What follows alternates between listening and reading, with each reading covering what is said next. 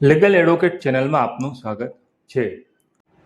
આપણે આજના વિડીયોમાં જોઈશું કે મિલકતના વિવાદ દરમિયાન રેવન્યુ રેકર્ડમાં લીઝ પેન્ડન્સ નોંધ કરવી ફરજિયાત છે, જેનો હાઈકોર્ટે હુકમ કર્યો છે, જે આપણે જોઈએ।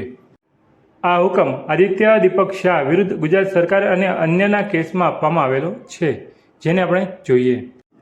ટ્રાન્સફર ઓફ પ્રોપર્ટી એક્ટ 1882ની જોગવાઈ મુજબ મિલકતના વિવાદ દરમિયાન રેવન્યુ રેકર્ડમાં લીઝ પેન્ડન્સ એટલે કે પ્રકરણ લંબિત નોંધ કરવી ફરજિયાત છે। મૂળ માલિક ત્રીજા પક્ષકારને મિલકત વેચી ન શકે। લીઝ પેન્ડન્સથી ખરીદદાર સુરક્ષિત થાય છે।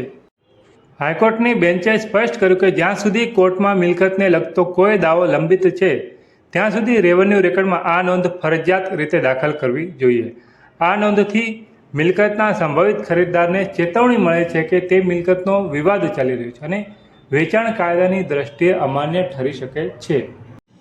આ કેસમાં અરજદાર આદિત્ય દીપકભાઈ શાહ અને નરેશ પ્રવીણચંદ્ર શાહે મુકેશ જગદીશભાઈ પટેલની માલિકીનો શાંતિ નિકેતન સોસાયટીનો પ્લોટ ખરીદવા માટે 2018ના રોજ કરાર કરેલો। આ કરાર મુજબ 31 લાખની રકમ મુકેશભાઈને ચૂકવી દીધેલ, પરંતુ મુકેશભાઈએ દસ્તાવેજ કરી આપેલ નહીં। તેથી અરજદારોએ સિવિલ કોર્ટમાં દાવો દાખલ કર્યો, જે દાવો અત્યારે ચાલુ છે। આ દરમિયાન અરજદારોએ પાલડી સબ રજિસ્ટ્રાર કચેરીમાં 2024ના રોજ લીઝ પેન્ડન્સની અરજી રજૂ કરી અને તેની નોંધણી કરાવી।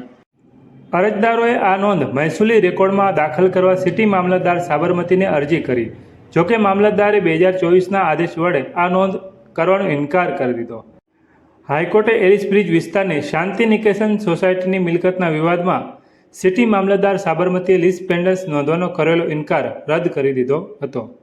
હાઈકોર્ટમાં અરજદાર તરફથી દલીલ કરવામાં આવેલી કે ટ્રાન્સફર ઓફ પ્રોપર્ટી એક્ટની કલમ 52 સ્પષ્ટપણે લીઝ પેન્ડન્સનું રજિસ્ટ્રેશન ફરજિયાત બનાવે છે। આ નોંધથી તૃતીય પક્ષકાર એટલે ત્રીજા પક્ષકારને વિવાદની જાણકારી મળે છે અને તે બોનાફાઇડ એટલે કે ખરીદદાર રહેતો નથી।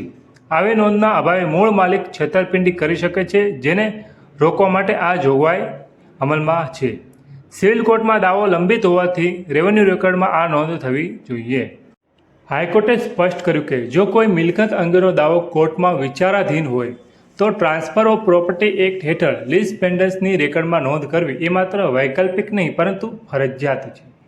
મામલતદારનો ઇનકાર બિનકાયદેસર છે। આ નોંધ વિના વિવાદગ્રસ્ત મિલકતનો વેપાર થતો અટકાવી શકાતો નથી।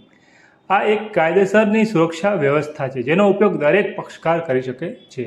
હાઈકોર્ટે ઓર્ડર આપ્યો કે સિટી મામલતદાર સાબરમતીનો તારીખ 2024નો આદેશ રદ કરી નાખ્યો અને ઓર્ડર આપ્યો, જે મુજબ અરજદાર દ્વારા સબ રજિસ્ટ્રાર સમક્ષ નોંધાવેલ લીઝ પેન્ડન્સ દસ્તાવેજની મહેસૂલી રેકર્ડમાં ફરજિયાત નોંધ કરવામાં આવે।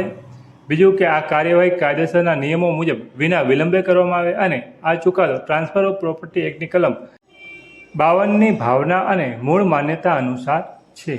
આ ચુકાદો મિલકતના વિવાદોમાં રેવન્યુ રેકર્ડની અસરકારકતા અને પારદર્શિતા માટે સીમાચૂર્ણરૂપ બનશે। લીઝ પેન્ડન્સની ફરજિયાત નોંધ થવાથી સામાન્ય ખરીદદારો છેતરપિંડીથી બચી શકશે। આપણે આવા જ કાયદાને લગતા વિડીયો તેમજ નવા આવતા જજમેન્ટ અને નવા આવતા કાયદાકીય પ્રશ્નોને લાવતા રહે છે। જેથી જો તમને વિડીયો પસંદ આવે તો વિડીયો લાઇક કરો અને લીગલ એડવોકેટ ચેનલ સબસ્ક્રાઇબ કરો, અને કોઈ પ્રશ્ન હોય તો કમેન્ટમાં જણાવી શકો છો। થેન્ક યુ, આભાર।